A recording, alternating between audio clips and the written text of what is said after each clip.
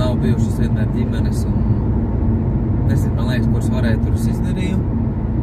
Viens vēl ir uz jautājums zīmes, varbūt paņems skaidrucī, kad notirkos zem, varbūt ne, tad redzēs. Doma tāda, ja nebūtu aizbraucis uz Lietuvu, grupu sakot štuka nopelnītā pa 2 braucieniem, tad arī būtu čābīgi.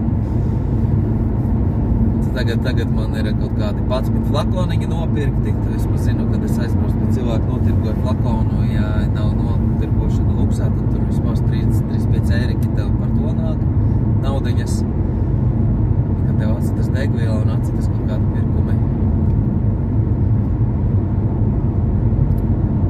Jā, joprojām, protams, tas to produkts.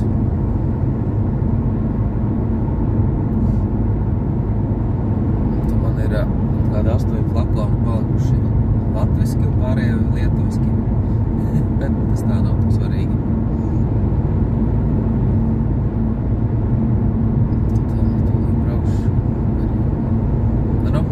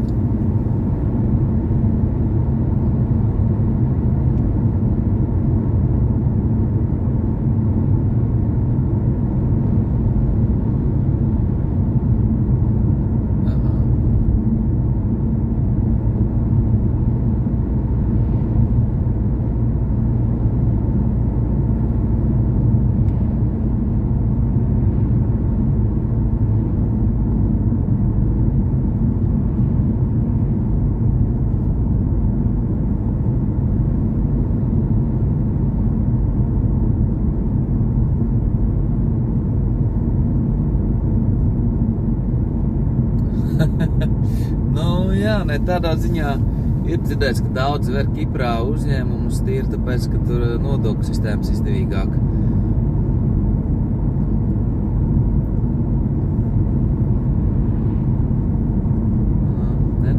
Savā ziņā labi, ka tas nav pārāk populāri un kad, zin kā, varbūt tas ir labi, kad ir čakars vērt.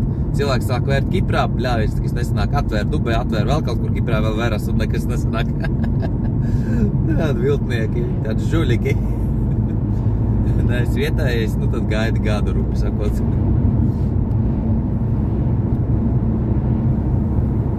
Tā sanāk. Latvijā 5 minūtēs var izdarīt.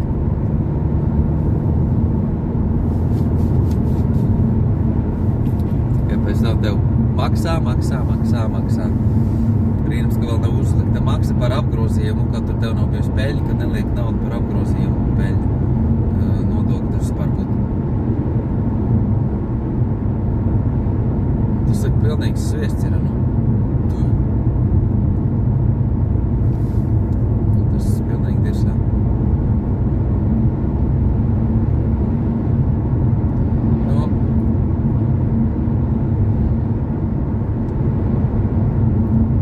Laikam paklausos, bet tas ir tāpēc mūda. Ja man negribās tās sūda informāciju dzirdēt, es paklausos kaut ko tādu pacilojāšu. Citreiz staigājoties ar bērnu, tur, ka viņš spēļu laukumiņā, tā es uzlieku paklausīties tā, ka tu esi ķeksītis, bet nemēģi būt 100% iekšā, jo tas savā ziņā var nomākt. Ja tas ir nomāks, tas tev zemapziņā var ietekmēt tas, ko tu dari nākotnē. Tā kā pats sev bišķi padeni likt priekšā. Tā kā vismaz man tādi tie uzskati.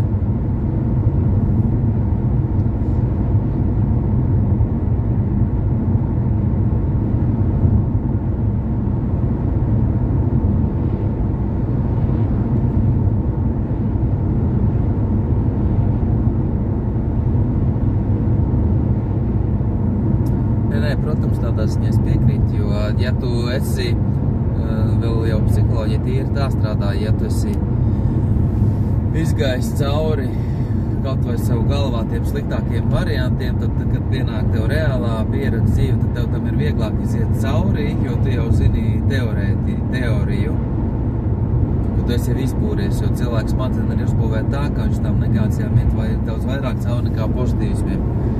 Piemēram, es nezinu, tev 90% ar sievu ir laba attieksme, 10% sūdīgi, bet tu vairāk procentuāli pavadīs domas par to, kas bijis tas sūdīgais, tas draņs, tas sūdiņš, nevis tas labais, kas īstenībā, ir daudz vairāk.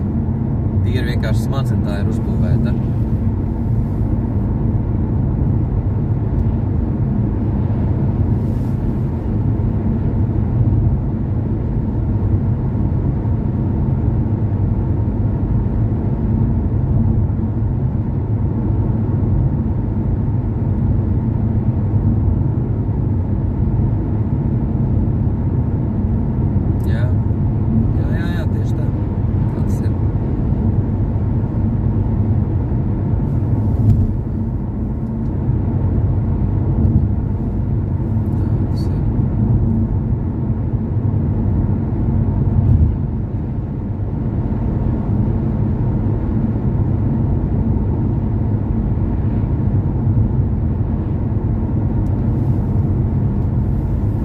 Zini, kāpēc? Tāpēc, kad Zini, kāpēc tas tā ir? Tāpēc, kad pozitīvā informācija, tu viņu noskaties, un tev viņu negribās vēl. Tu skaties tālāk, kas tev endorfīnus izstrādāt hormonus smadzenēs, un to daudz vairāk izstrādā negatīvas informācijas. Tāpēc es atceros, kad es biju maziņš, tur nila vecumā, nebija ko darīt, es skatījos LNT ziņas, pēc tam skatījos panorāmu, kaut ar principā vienu to pašu, kaut ko sliktu pateica negatīvi no cita skatu punkta, ja? Un tu tā domā, tu esi macis, tev tas baigi neinteresē, tu skaties tos sūdus. Un tāpat arī, kad es agrāk skatījos vairāk par tām kara lietām, ja? Tu kaurojas tas, tur iekšējā tāds, tāds akmenis savelkas tevī, ja? Un tu savā ziņā tev liekas, tas ir pretīgi un stulbi, bet te pašā laikā tu meklē vēl par to pašu. Un tas ir uz negācijām. Uz pozitīvo tas tā nav. Tu dabū tavu pozitīvo, forši, tu aizēji kaut ko citu darīt. Tu neiesi tur vēl, apstiprinājumu tam pozitīvismu meklēt. Negācijai jau viens saka par to situāciju tā, otrs saka tā, trešais saka tā. Vai pozitīvi, viss forši, viss labi. Ļoti labi.